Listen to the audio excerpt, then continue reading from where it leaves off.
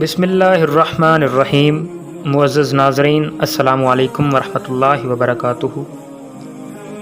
ایک دفعہ ممبر رسول صلی اللہ علیہ وآلہ وسلم بننے سے پہلے حضور پر نور خشک کھجور کے تنے سے ٹیک لگا کر خطبہ ارشاد فرمایا کرتے تھے۔ جب پختہ ممبر رسول صلی اللہ علیہ وآلہ وسلم تیار ہو گیا اور آپ ممبر پر تشریف فرما ہوئے تو خشک کھجور کے تنے سے یہ صدمہ جدائی برداشت نہ ہوا۔ اس نے اس طرح رونا شروع کیا جس طرح چھوٹا بچہ ماں کی جدائی سے روتے ہوئے سسکیاں لیتا ہے۔ مولانا رومی فرماتے ہیں، خشک کھجور کا تنا جس کا نام استون حنانہ تھا، رسول اللہ صلی اللہ علیہ وآلہ وسلم کی جدائی سے نالہ کر رہا تھا، مثل ارباب عقول کے، یعنی جیسے کہ وہ کوئی انسان ہو۔ اس آواز گریہ سے اصحاب رسول صلی اللہ علیہ وآلہ وسلم تعجب میں پڑ گئے کہ یہ ستون اپنے پورے حجم، طول و عرض سے کس طرح رو رہا ہے۔ آپ نے دریافت کیا، اے ستون، تجھے کیا ہوا؟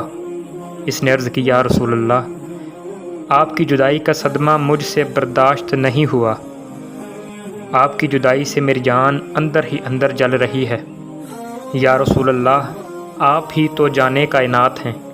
آپ صلی اللہ علیہ وآلہ وسلم پہلے مجھ سے ٹیک لگاتے تھے، اب مجھ سے الگ ہو گئے ہیں اور میری جگہ دوسرا ممبر پسند فرما لیا ہے۔ حضور انور صلی اللہ علیہ وآلہ وسلم ارشاد فرمایا، اے مبارک ستون، اگر تو چاہتا ہے تو تیرے لیے دعا کروں کہ تو سر سبز اور ثمر آور درخت ہو جائے اور تیرے پھلوں سے ہر شرقی و غربی مستفید ہو، اور کیا تو ہمیشہ کے لیے تر و تازہ ہونا چاہتا ہے، یا تو پھر عالم آخرت میں کچھ چاہتا ہے؟ استون حنانہ نے کہا، یا رسول اللہ، میں تو دائمی اور ابدی نعمت چاہتا ہوں۔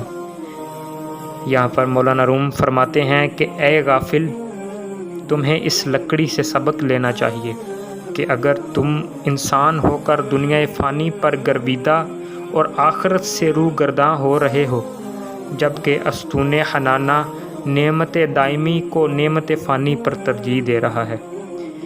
یہاں پر آج کا ہمارا درس حیات یہ ہے کہ اگر کسی کے دل میں حضور صلی اللہ علیہ وآلہ وسلم کی چاہت و محبت نہیں تو اس کی زندگی بھی بے معنی ہوگی، اور وہ بد نصیب عالم برزخ اور آخرت میں بھی رحمت الہی سے محروم رہے گا۔